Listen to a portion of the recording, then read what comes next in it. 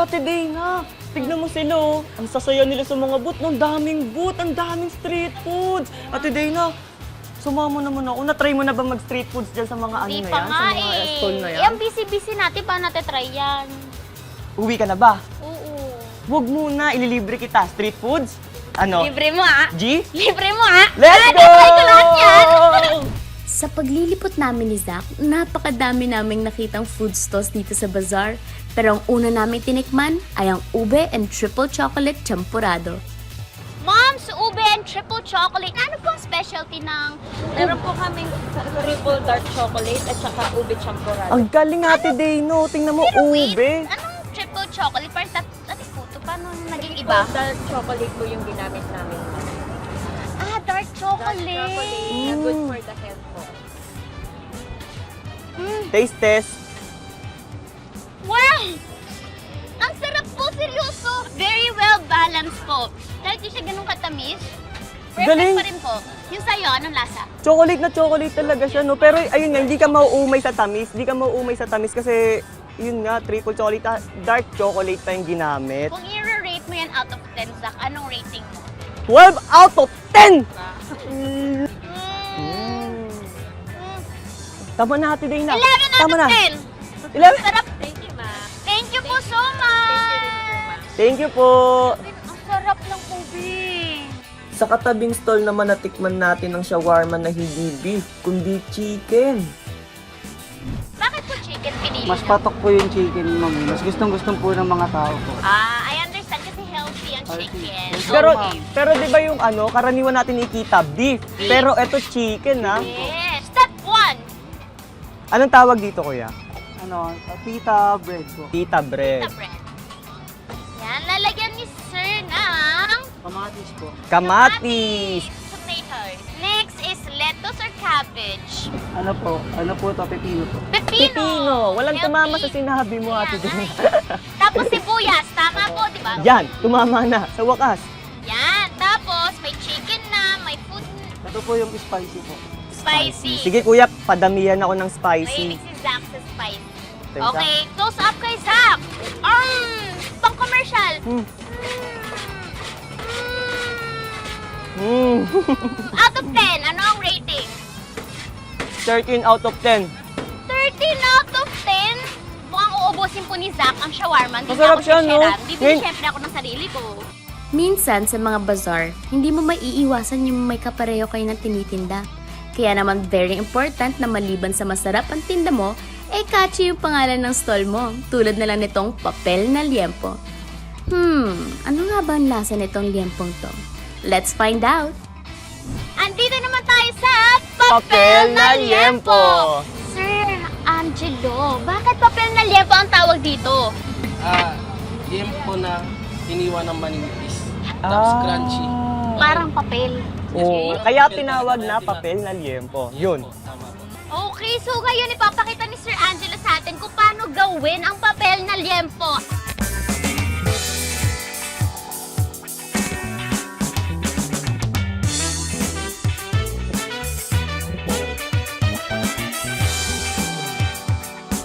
So matapos po galing dyan, ilalagay nyo dito sa magic ball. Wow! Wow, ang lutong nga no, pagbagsak pala ng mga liempo. Ay! Excited na ako guys. Wait lang, bubuelo lang ako ha. Bubuelo ka na, Bubuelo dali lang na. ako ha. Titikman na natin ang original. Original. Dito Okay. tayo muna sa original, syempre. Okay, ikaw muna. Ako muna. Wait, sabay tayo, Zach. Hatiin natin ha. Yan. 1, 2, 3. Crunchy nga siya, no?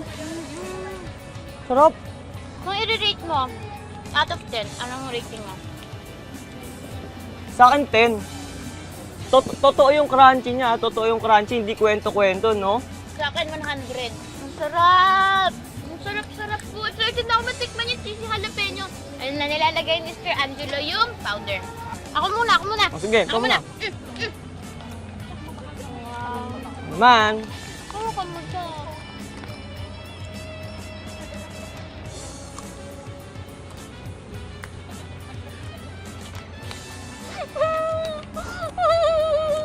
Ang 1,000 out of 10. Ang sarap! Ang sarap, no? Bye-bye. Sir Thank you, Angelo. Sir Angelo. Thank you Sir po. Angelo. Thank you po. Grabe. Ito naman ang next stop namin na literal na mapapastop ka at maaaliw habang niluluto nila ang order mong sizzling sisig. Ano po ang specialty ng Gel Sizzling House? Ang specialty po namin is liempo, sisig, sirloin, and Hungarian po. Wow, at nakikita ko talagang niluluto dito. Umaapoy-apoy pa. Nung galing mo, tinan mo. Yes po. Meron daw silang physical store. Okay, paano po sa physical store niyo? Meron po kaming physical store na nasa may Santa Lucia, Novaliches po. So doon po, nag-serve po kami ng iba't ibang variety ng food. Lalong-lalo na po ang liempo at sisig namin na best seller po. At dahil nandito naman tayo, papatikman tayo ng liempo nila and Hungarian Yes po. sausage. Yes. Excited na po ako, excited na po ako. Let's go. Ayan po ang pinagmamalaki nila, ang kanilang gravy.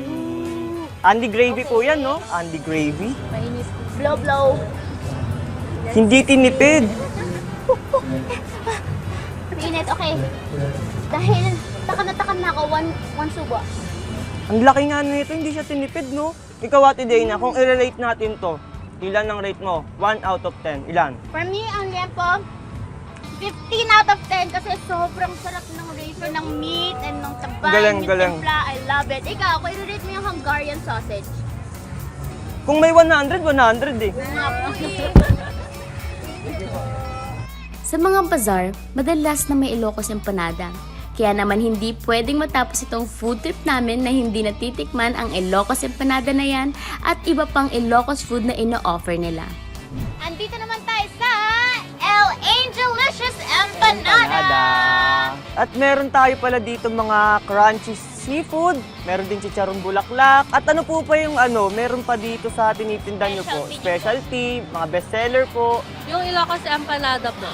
Ilocos Empanada.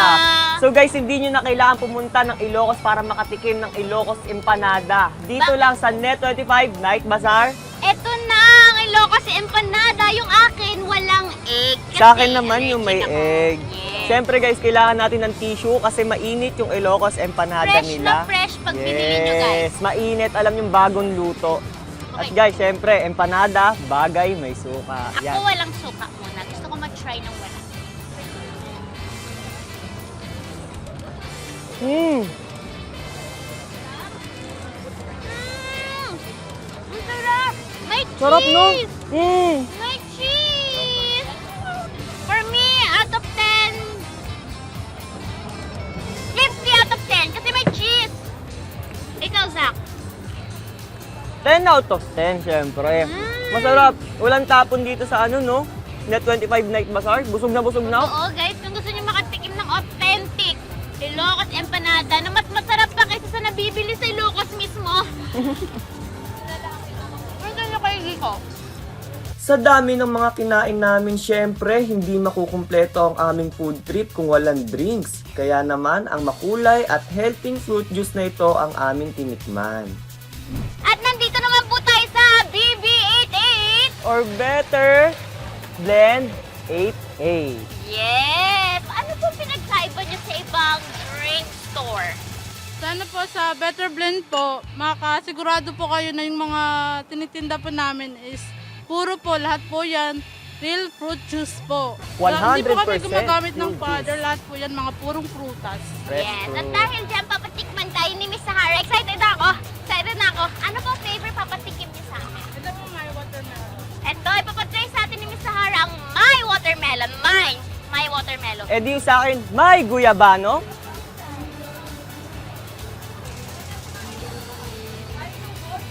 Ang sarap! Anong rate mo niya sa watermelon na yan, Ate Dana? 1 million! Grabe, 1 million! Sobrang sarap kasi. Ito naman guys, ano siya? Matamis, maasim, pinagsama, naglalaban yung tamis tsaka asin niya, masarap. Tsaka nakaka-refresh, bagay sa Naglalaban. summer, ganon. Naglalaban. Talaga, naglalaban Naglalaban. talaga. Ganon yung laban nila. Sa akin, 10 out of 10. Hanggang 10 lang kasi tayo, pero Sorry, kasi ang sarap, Sarap kasi talaga ni eh. Sahara. Hindi ko mapigilan gawin 1 million. Honestly guys, busog na busog ako sa food trip naming to. Kaya ibot-libot muna kami to check out kung ano pa bang ibang stalls na makikita dito sa Net25 Night Bazaar. Maliban sa mga ino-offer nila na variety of food, Meron din mga non-food stalls tulad ng beauty products, second-hand stuff tulad ng bags, shoes, toys at damit. Maging ang mga Net25 hosts na sina Miss Aramina at Miss Corina nakijoin din sa Night Bazaar. Ang mga second-hand clothes niya tulad ng pantalon mabibili sa halagang 200 pesos. Bumida naman sa stall ni Miss Corina ang iba't ibang health and beauty products. Sa dami ng stalls at gimmick dito sa Night Bazaar ay talaga namang nakakapagod. Pero sulit at solid ang experience na ito. At dahil nagutom na naman kami ni Ate Dana, it's time to ice cream time! Grabe guys, sobrang busog na busog ako today. Oo nga rin, yung belt ko napakasikip na, sobrang busog ko. Totoo. Pero Ate Dana, may tanong ako, ano yung pinaka-favorite mo sa lahat ng pinuntahan natin? Ano yung pinaka-tumatak na pagkain sa'yo? Yung mga street foods, ano? Para sa akin, walang tatalo doon sa Ilocos empanada na may cheese. Ang sarap-sarap talaga. Ikaw, Oo. Zach, anong favorite mo? Ang sarap ng Ilocos empanada. Lahat naman sila masarap, walang tapon, mag-e-enjoy ka talaga, sulit yung bayad. Pero yung tumatak talaga sa akin yung chicken shawarma. Oo, kaya guys, ano pang hinihintay nyo kung gusto nyo masubukan lahat ng pagkain na sinubukan namin? Pumunta na kayo dito sa Net25 Night Bazaar! Hanggang December 10 to guys! 3 p.m. to 10 p.m. The kids mga guys! Ay! Oh! Ikaw naman! Oh, Nasa lower! Net25, this is Pia Guanyo Mago. For more Kada Umaga updates, please click the subscribe button and follow us on Net25 social media pages at Net25 TV and at Net25 Entertainment Facebook page. See you guys. Bye!